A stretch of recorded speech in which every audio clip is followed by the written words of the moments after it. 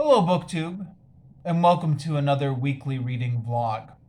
So, I've got a bit of a life update that I need to start off with. If you watch this channel, I try as much as I can to avoid talking about my private life, my personal life, or my work life on this channel. So, I'm going to put this in deliberately vague terms, but in vague terms, I am going to be very busy the next 10 weeks. I've managed to get a schedule at work that's going to keep me extremely busy, in which I'm wondering if I'm actually going to be able to juggle everything at work. I think I will be able to. I hope I will be able to. But the next 10 weeks, I'm just going to be focused on surviving. And everything else is going to be on the back burner, including my reading projects and including this channel. Now, I'm going to try and keep these weekly reading vlogs going just because I've made a habit of doing it once a week, and I'm reluctant to break my streak of doing it every week, which I've been keeping going for a little bit over a year now. But I wouldn't expect much quality in those videos over the next couple months, perhaps. But the reason I'm going to continue doing with it is because I want to keep in the habit of doing it so that when I eventually do get through this busy spell and maybe have some more time, the habit of doing the weekly videos is still there. So with that out of the way, I actually had a little bit of time this past week. And in retrospect, I should have read more this past week because there was time that was wasted. From this moment forward, or from a couple days ago forward, I'm not going to have any more time. So the free time I had, I already fiddled away. But I also had to run a couple errands connected with stuff, getting work permits done and stuff like that. And while I was doing those errands, I just took out my phone and did some videos of the places I was nearby, which is a new project I am doing on this channel. Is just documenting the places of interest around Ho Chi Minh City, as I happen to be close by them.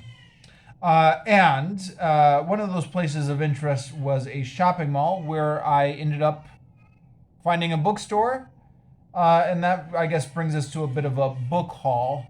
I found Michael Sullivan's Age of Swords in that bookstore. And bought it. And given that I just said I'm not going to have any time to read, maybe that's a little bit of an irresponsible purchase. But I had read The Age of Myth, the previous book in the series, almost 2 years ago, and had stopped reading because I couldn't find the other books in the series here in Ho Chi Minh City. So when I saw that this book was in the bookstores, it's funny, the English bookstores in Ho Chi Minh City, stuff will be in stock and then stuff will disappear and then stuff will pop up again. So when a year ago when I finished this book, this book apparently wasn't in stock. I couldn't seem to find it anywhere. I checked the online sellers, but now it's back in stock. So because this was a series I already started, I justified buying it that way. And I may try and squeeze this into my reading list.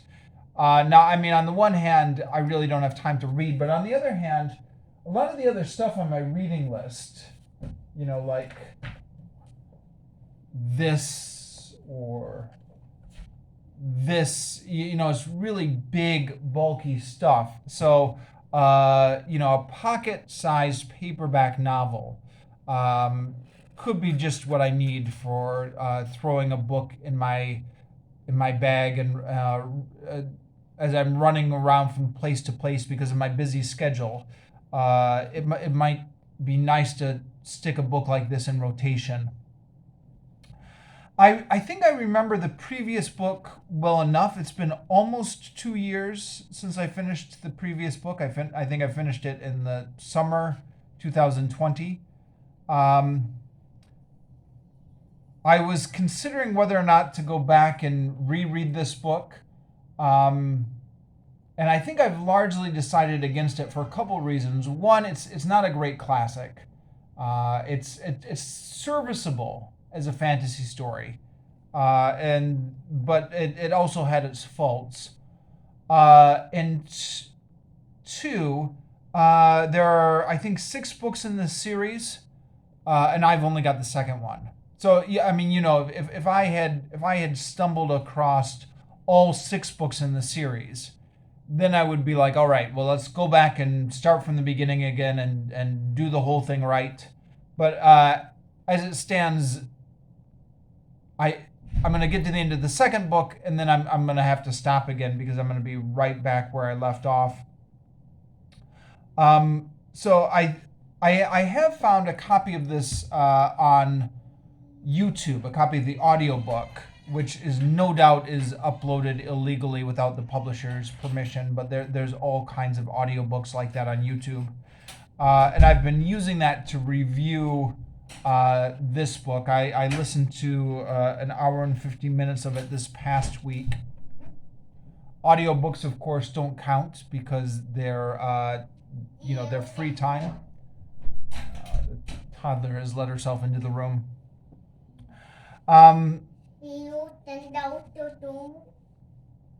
Okay. I'm going to try and continue through this video. The Age of Swords is, I guess, the book haul for this week. And I'm going to try and, I don't know what I'm going to be doing, reviewing this book on the audiobook on YouTube, assuming that it stays up and doesn't get taken down by the copyright holders. And then possibly working this one into the rotation later. Okay, so as I said before, I'm really going to be busy, so I'm dropping my requirement to read a little bit of each book every week for the next 10 weeks.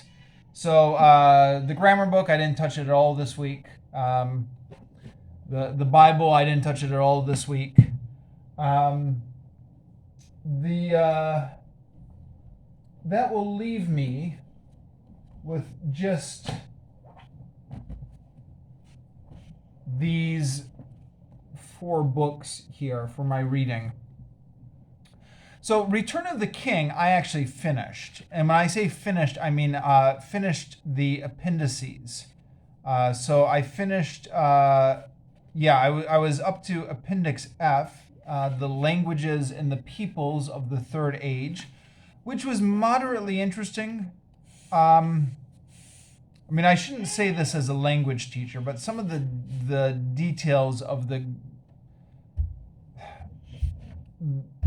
vocabulary and grammar of the language didn't particularly interest me, but some of the details about the different races, creatures of Middle-earth, and how they exchanged culture and language with each other, which was also mixed in here, was interesting. There's an index at the back, which I read the introduction to the index, and then, because I was waiting in the doctor's office and had nothing else to do for that while, I did actually skim through the index. So now I've really and truly finished this book, which means I've got to do a review of it. So we'll see if I can get any time this week to film a review. Otherwise, I don't know. No promises on when, but a review will be coming eventually. And that also means that I've now finished off the Lord of the Rings trilogy and the Hobbits box set after years of feeling guilty for never having finished the thing. I've finally finished the thing. And because I had this book with me at the doctor's office and still had time to wait, I went back to the beginning and reread some of that. It's, because I've been taking my sweet time with this book, it's I had somewhat forgotten what the feel of the beginning chapters were. The events I remembered well enough, but some of the feel of the descriptions was good for me to revisit. So from page 977 to 988, the numbering in these books starts off where the previous book in the trilogy left off. So reread 11 pages. The Complete Stories of Oz, I started book number 13 in here, which was The Magic of Oz. I am behind in my buddy reads with Dane Reads, Dane Cobain over at Dane Reads, but I'll email him about that and apologize to him privately. Sorry, toddler was getting into the computer. I started books 13, The Magic of Oz, which by reputation I think is one of the weakest ones in the L. Frank Baum canon. I think he was really running out of ideas by this point. This was the second to the last book he wrote before he died. Although it's starting out interesting. It's starting out with a boy who steals some magic spells, a transformation spell, and is wandering around, not Oz, but the lands around Oz, which at this point in the series, to L. Frank Baum's credit, I think he has done enough world building at this point that there are a lot of interesting places around Oz. Some of them taken from his previous novels. I forget the names. A couple of them from his other novels are now in the lands around Oz.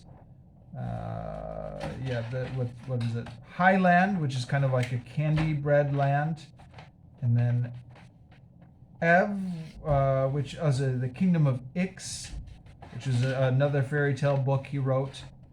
And then the boy meets up with the Gnome King, who has, in the previous books, been exiled from his kingdom. And the two of them are teaming up to conquer the land of Oz. And then the other plot is that it's Ozma's birthday. Now that, we'll see how this develops, but that is something I do not have high hopes for. We already had one book with Ozma's birthday in it. In book 5, I believe, the Road to Oz. And that was pretty boring then. And I don't anticipate that plot line being much better this time. Herodotus, I'm making very slow progress through this book, but it does interest me when I do pick it up. So it's talking about Xerxes and his march towards the Greek states. And there's just all sorts of little interesting details in here and side notes. For example, it talks about, where was it? There's that famous scene which I think was dramatized in 300, which is just actually mentioned in an offhand way here as like part of the backstory. But it says, to Athens and to Sparta, Xerxes sent no heralds and no demands for earth. The reason? Because on a previous occasion, when Darius had dispatched just such a mission, one embassy making the demand had been tossed into a pit and the other into a well. Fetch earth and water from there for your king, they had both been told. No wonder then that Xerxes did not send anyone to repeat the demand. I read this and I thought, did I miss that part? I don't remember that happening during the sections on King Darius. And Tom Holland has a footnote in the back in which he references an earlier part of the book from book 6. So I went and I checked that, and it mentioned Darius sending envoys to the Greek lands, but it didn't. Whoa!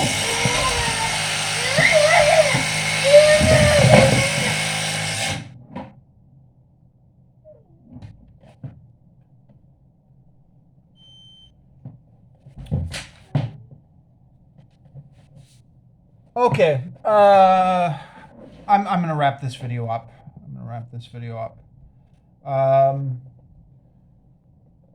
Read 8 pages from Herodotus, and then the Vietnamese book.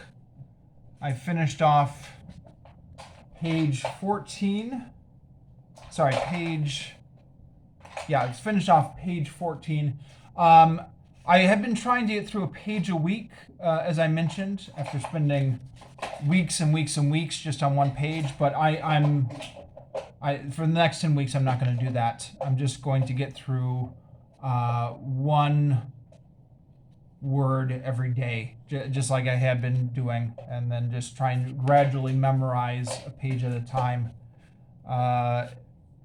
rather than try and get through a page a week. So that's going to be my new thing for the next 10 weeks. So we'll see how that goes. It'll be busy for the next 10 weeks. I will be busy for the next 10 weeks. So not a lot of pages will be covered on this channel, but I'll try and check in with a review when possible. And I